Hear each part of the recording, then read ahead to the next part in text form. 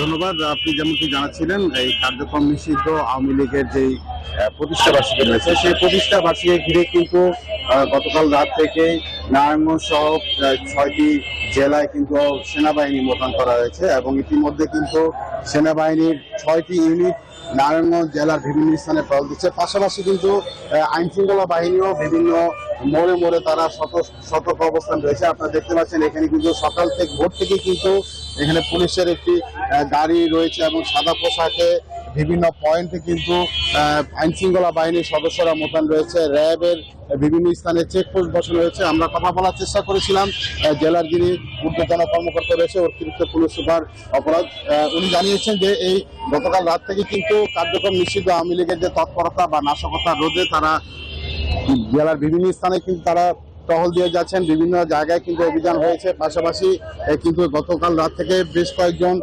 কার্যক্রম নিষিদ্ধ আওয়ামী লীগের নেতাকর্মীদেরও গ্রেফতার করা হয়েছে।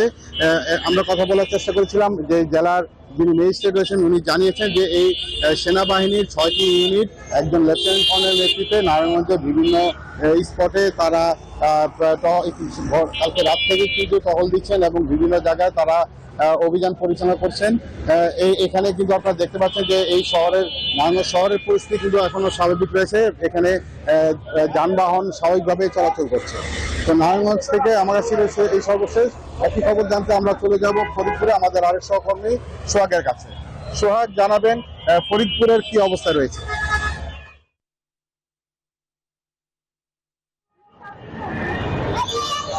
ধন্যবাদ আপনাকে। আপনি যেমনটি বলছিলেন নারায়ণগঞ্জের খবর, একই চিত্র জানাতে আমি এই মুহূর্তে দাঁড়িয়ে আছি ফরিদপুরের জনতা ব্যাংকের মোড়ে। আমরা যে সকাল থেকে বিভিন্ন গুরুত্বপূর্ণ পয়েন্ট ঘুরে দেখেছি যে ফরিদপুরের আইন শৃঙ্খলা রক্ষার্থে কিন্তু সেনাবাহিনীর এবং যৌথ বাহিনীর যে টিম রয়েছে তারা কিন্তু টহল জোরদার করেছেন। বিভিন্ন গুরুত্বপূর্ণ সড়কগুলোতে কিন্তু তারা এই টহল দিয়ে যাচ্ছেন, এমনটাই কিন্তু আমরা দেখতে পেরেছি। সেই সঙ্গে কিন্তু পুলিশ রয়েছেন র্যাব সহ আইন শৃঙ্খলা রক্ষাকারী যারা বাহিনী রয়েছে তারাও কিন্তু তৎপর রয়েছে। বিভিন্ন মোড়ে মোড়ে যে গুরুত্বপূর্ণ পয়েন্ট নির্ধারণ করা হয়েছে সেই জায়গাগুলোতে কিন্তু আইন শৃঙ্খলা রক্ষাকারী বাহিনী তাদের সতর্ক অবস্থানে রয়েছে। তবে নিষিদ্ধ ঘোষিত সংগঠন আওয়ামী লীগের পক্ষ থেকে এখন পর্যন্ত কিন্তু কোনো মিটিং মিছিল আমরা দেখতে পাইনি। সকালেও আমরা তাদের যে দলীয় কার্যালয় ছিল সেই কার্যালয়ের সামনেও কিন্তু তালাবদ্ধ অবস্থায় দেখতে পেরেছি, সেখানেও কিন্তু স্বাভাবিক রয়েছে। বলা যায় যে বেলা যতই গড়াচ্ছে আইন শৃঙ্খলা রক্ষা কিন্তু কোনো অবনতি ঘটেনি।